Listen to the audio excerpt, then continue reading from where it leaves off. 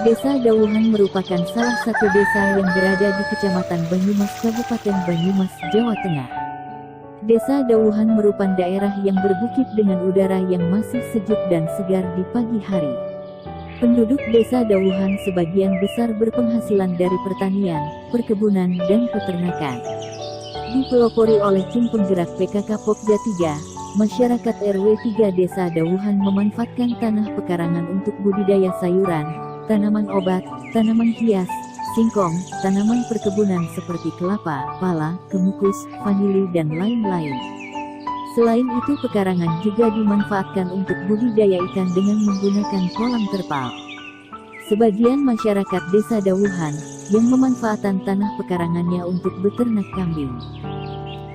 Tanah pekarangan dapat dimanfaatkan secara optimal sebagai lumbung pangan keluarga, baik sebagai penyedia tanaman pangan sebagai sumber pangan nabati atau ternak ikan sebagai bahan pangan hewani.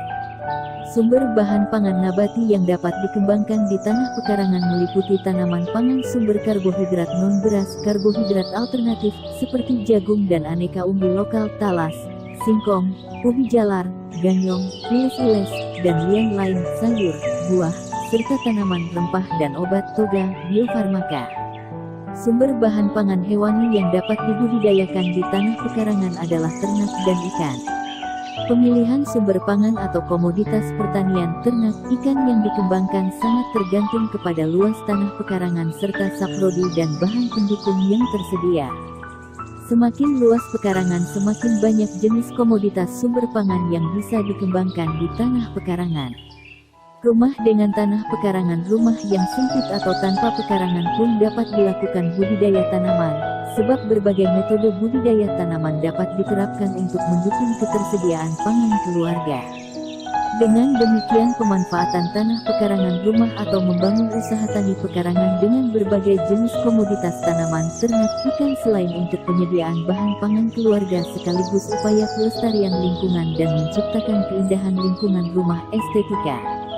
Prinsip pemanfaatan tanah pekarangan dari aspek estetika adalah menjadikan pekarangan lebih indah, lebih nyaman, dan berkualitas. Budidaya tanaman harus ditata atau diletakkan sedemikian rupa di tanah pekarangan rumah agar tidak mengurangi keindahan dan kenyamanan pemandangan yang menganggap bahwa estetika mempunyai nilai tersendiri.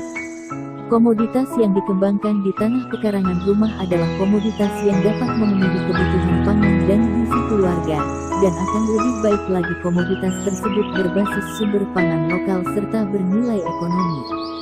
Sebab bahan pangan yang berbasis sumber pangan lokal lebih adaptif terhadap cekaman lingkungan iklim, kekeringan, dan lebih tahan terhadap hama penyakit tanaman. Komoditas yang prospektif dikembangkan di tanah pekarangan rumah sebagai sumber pangan keluarga adalah komoditas hortikultura, sayur, buah-buahan, toga, biofarmaka, obat-obatan, serta ternak dan ikan.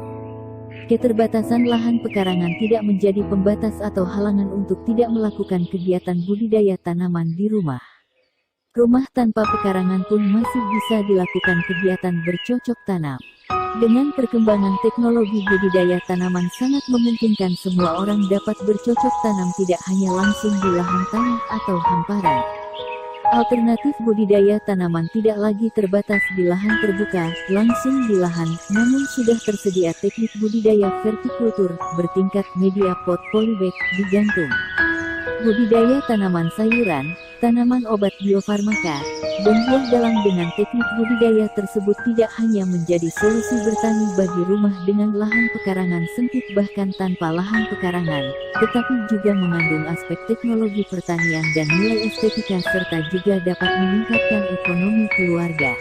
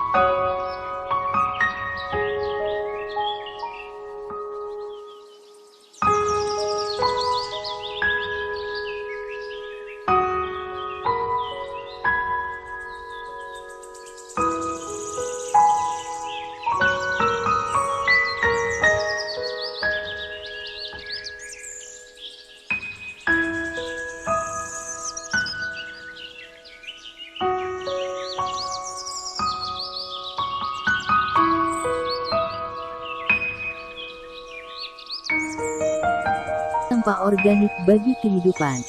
Sampah merupakan hasil buangan proses produksi baik industri maupun domestik rumah tangga.